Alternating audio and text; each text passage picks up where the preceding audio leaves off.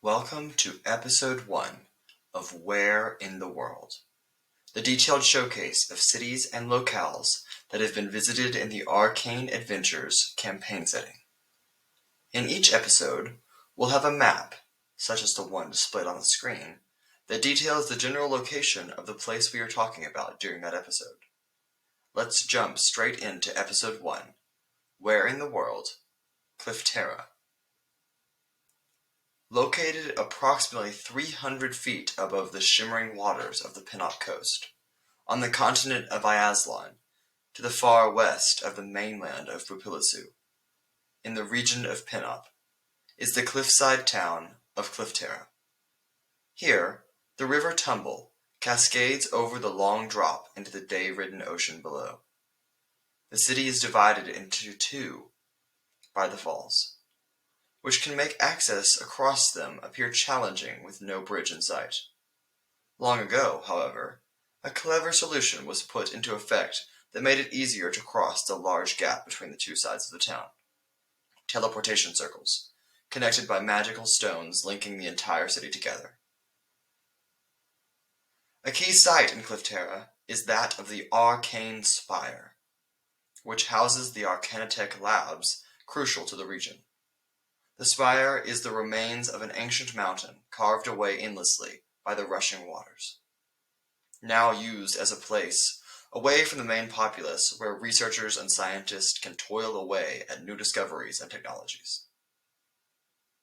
The sounds of the massive falls may seem deafening upon first arrival, but citizens adapt well to the crashing river noises. The main city is divided into two distinct districts. The first is Highside, reserved for the upper middle and high class individuals, government buildings, balloon docks, libraries, and schools, located on the more elevated portion of the city. The other district is Lowside, which houses most of the citizens and working class of the city. The ports, the markets, and the many housing districts for the people of lower incomes make up this district. The harbor of Clifterra is also one of great wonders, in that entire ships must be teleported up and down the falls using massive ruins in the river atop the falls and the ocean far below. Beneath the city, on the sandy coastlines of the ocean, networks of caves have been carved out over the centuries. The beaches are a secluded place to explore for those willing to hike down, and rather up, the long staircases carved into the cliff faces. The city remains busy, bustling with workers coming in from the surrounding areas to sell their trades and services. Even in the late evening hours, markets remain rather vibrant and busy. Occasionally, a festival will be held in the city, which may, by the few times of the year, in which working ceases to be replaced by celebration. Regardless of the time of year, Clifterra sees temperate weather and typically clear skies. Warm ocean air makes for excellent conditions for outdoor activities.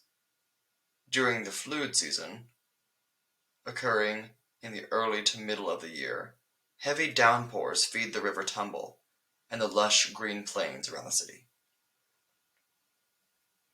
Clifterra is, of course, under the direction of the Pinop Counselor, but under direct management and supervision of the Terran Council, the group of elected individuals that are tasked with overseeing most of the major functions of the city.